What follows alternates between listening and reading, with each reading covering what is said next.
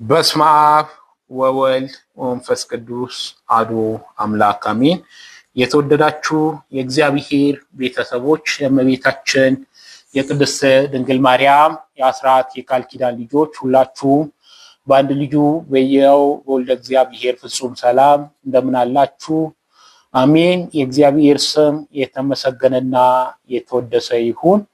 በዛሬ የምናየው በዚህ በታድሶ ፕሮቴስታንቶች የሚነሱ ወይም በመጽሐፋቸው ላይ የኢትዮጵያ ቤተክርስቲያን ታድሶ በሚል መጽሐፋቸው ላይ ያስቀመጡት ሶላስ ወይም እነዚህ አምስቱ እነሱ ፒላር ብለው የሚጠሩ ምሰሶ ብለው የሚጠሩ ትምህርቶችን እንደየቅደም ተከተላቸው የምንመለከት ይሆናል። እነሱም የሚያነሱት አንደኛው መጽሐፍ ቅዱስ ብቻ የሚል ነው። ሁለተኛው ጸጋ ብቻ፣ ሶስተኛው እምነት ብቻ፣ አራተኛው ክርስቶስ ብቻ፣ አምስተኛው ደግሞ ክብር ለእግዚአብሔር ብቻ ብለው ያነሳሉ። እና ይሄ ብቻዎች ወይም የነሱ አስተምሮ እንዴት ነው ከመጽሐፍ ቅዱስ አንጻር መጽሐፍ ቅዱስ ምን ብለው ነው ስለነዚህ አስተምሮ የሚናገረው የሚለውን ነገር ማየት አስፈላጊ ስለሆነ ያው ሁላችንንም አንድ የሚያደርገን መጽሐፍ ቅዱስ ስለሆነ ሲያስተምሯቸው ይሄ የብቻ ትምህርት ምንድነው የሚለውን ነገር ከመጽሐፍ ቅዱስ መመርመር ወይም ማየት አስፈላጊ ስለሆነ ከመጽሐፍ ቅዱስ አስተምሯቸውን እንመለከታለን። ለዛሬው የምንመለከተው አንደኛው መጽሐፍ ቅዱስ ብቻ የሚለው ወይም አስተምሯቸውን እንመለከታለን። ያኛውን ደግሞ በተከታታይ ምንመለከት ይሆናል። ከዛ በፊት ግን የኢትዮጵያ ኦርቶዶክስ ተዋሕዶ ቤተክርስቲያን መጽሐፍ ቅዱስን ምን ብላ ነው የምትጠራው የሚለውን ነገር መመልከት አስፈላጊ ስለሆነ እርሱን እንመለከታለን። የኢትዮጵያ ኦርቶዶክስ ተዋሕዶ ቤተክርስቲያን መጽሐፍ ቅዱስን 10 መጽሐፍት ብላ ትጠራለች። የመጽሐፍት ሁሉ መሰረት ብላ ትጠራዋለች። ከዚህ ከመጽሐፍ ቅዱስ ውጭ ያሉትን ደግሞ አዋልድ መጽሐፍት ብላ ትጠራለች። ገድላትን፣ ድርሳናትን፣ የተለያዩ መጽሐፍቶችን ቅድስት ቤተክርስቲያን የምትቀበለው መጽሐፍቶችን አዋልድ መጽሐፍት ብላ ትጠራለች። ስለዚህ ያኛው መጽሐፍ ቅዱስ 10 መጽሐፍት የሁሉም መሰረት የሆነው የሁሉም አባት የሆነው መጽሐፍ ቅዱስ ብላ ትጠራለች። እነዚህ አዋልድ መጽሐፍት ደግሞ ከመጽሐፍ ቅዱስ የወጡት ናቸውና ሐሳባቸው መጽሐፍ ቅዱሳዊ ሐሳብ የሆነ ከመጽሐፍ ቅዱስ ጋር የማይቃረን መጽሐፍቶች ናቸው። ስለዚህ ቅድስት ቤተክርስቲያን መጽሐፍ ቅዱስን ኦርቶዶክስ ተዋሕዶ ቤተክርስቲያን መጽሐፍ ቅዱስን ቅዱስ ብላ ነው የምትጠራው። እንደዚህ የምትጠራበት ዋነኛው ምክንያት አንደኛው ምንድነው? የእግዚአብሔር ወይም እግዚአብሔር ራሱንና ፍቃዱን የገለጠበት በመጽሐፍ ቅዱስ ነው። እግዚአብሔር ማንነቱን አምላክነቱን በመጽሐፍ ቅዱስ ነው የገለጠው። ስለዚህ ጌትነቱን እግዚአብሔር አምላክ በመጽሐፍ ቅዱስ ለሰው ልጆች ስለገለጠ መጽሐፍ ቅዱስን ቅድስት ቤተክርስቲያን ልዩ ቦታ ትሰጣለች። ቅዱስን ብላ የምትጠራው ከዚህ አንጻር ነው። ሌላው ደግሞ የእግዚአብሔር ቃል ስለሆነ የእግዚአብሔር እስትንፋስ ስለሆነ የእግዚአብሔር ቃል ስለሆነ የእግዚአብሔር እስትንፋስ ስለሆነ ቅዱስ ብላ ትጠራለች። ለነቢያት አባቶቻችን ለነ ሙሴ የእግዚአብሔር ቃል እንዲህ ሲል መጣ ብለው በመጽሐፍ ቅዱስ እንደምንረዳው ሁሉ የእግዚአብሔር ቃል ስለሆነ የእግዚአብሔር እስትንፋስ ስለሆነ እግዚአብሔር ቃሉን በመጽሐፍ ቅዱስ ስለተናገረ ቅድስት ቤተክርስቲያን መጽሐፍ ቅዱስን ታከብራለች። ሶስተኛው ደግሞ እግዚአብሔር በራሱ ትእዛዝ እንዲጻፍ ያደረገ በቅዱሳን አባቶቻችን አድረው በራሱ በእግዚአብሔር ትእዛዝ እንዲጻፍ ያደረገው መጽሐፍ ቅዱስ ስለሆነ በእግዚአብሔር ትእዛዝ ስለተጻፈ ቅድስት ቤተክርስቲያን ታከብራለች፣ ቅዱስ ብላም ትጠራለች። መጽሐፍ ቅዱስን ከማንም ጋር አታወዳድርም። ቅድስት ቤተክርስቲያን በምታደርገው አሁን በቤተክርስቲያናችን ላይ ታላቅ ወይም ትልቅ ምስጢር የያዘው ቅዳሴ ነው። በቅዳሴም መጽሐፍ ቅዱስ ነው የሚነበበው። ከመጽሐፍ ቅዱስ ውጭ የሚነበብ ነገር የለም። ከብሉያትም ከአዲሳትም ወስዳ መዝሙረ ዳዊትን በምስባክ ደረጃ እየሰበከች በቅዳሴ እንዲሁም ደግሞ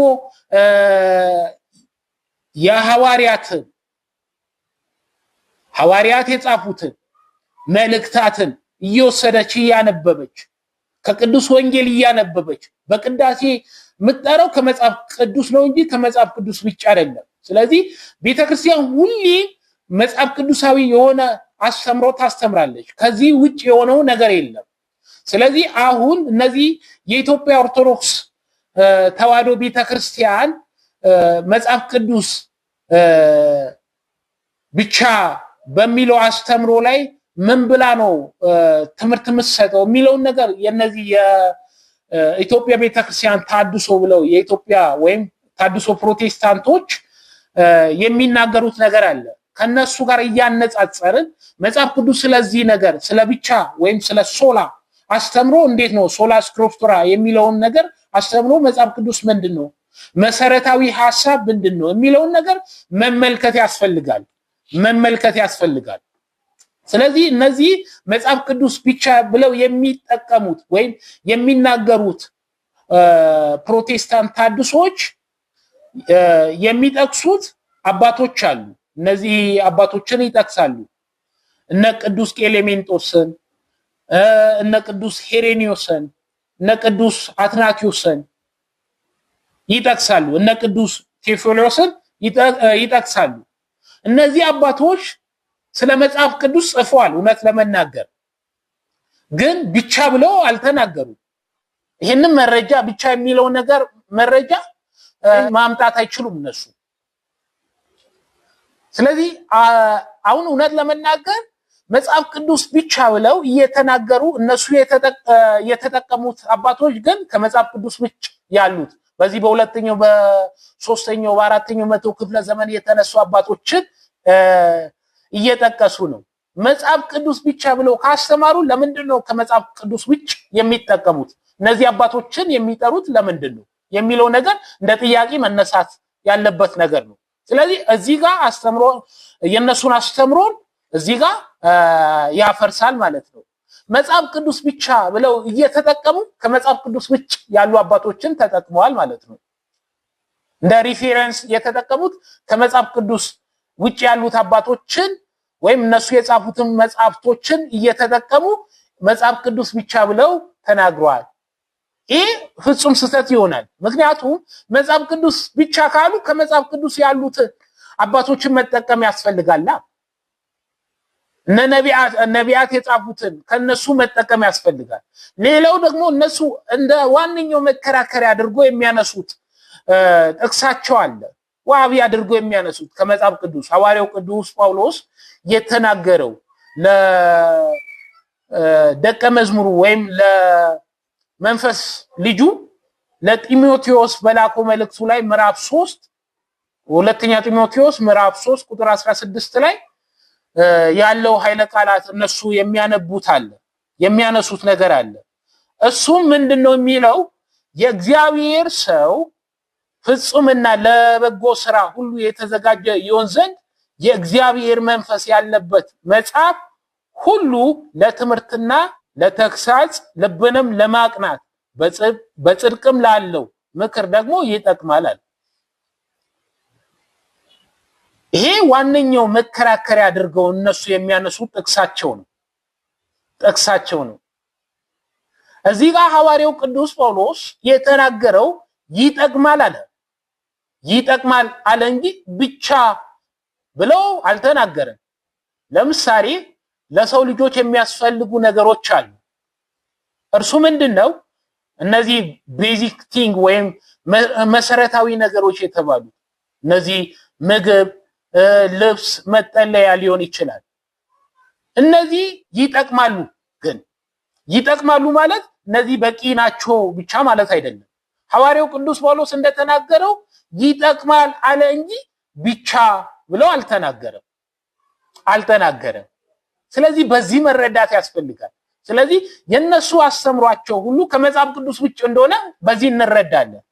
እውነት ለመናገር በየቤተክርስቲያናቸው ወይም በየአዳራሻቸው የሚሰብኩት ነገር አለ። ሄዶ መጽሐፍ ቅዱስን ብቻ አንብቦ አይወጡ።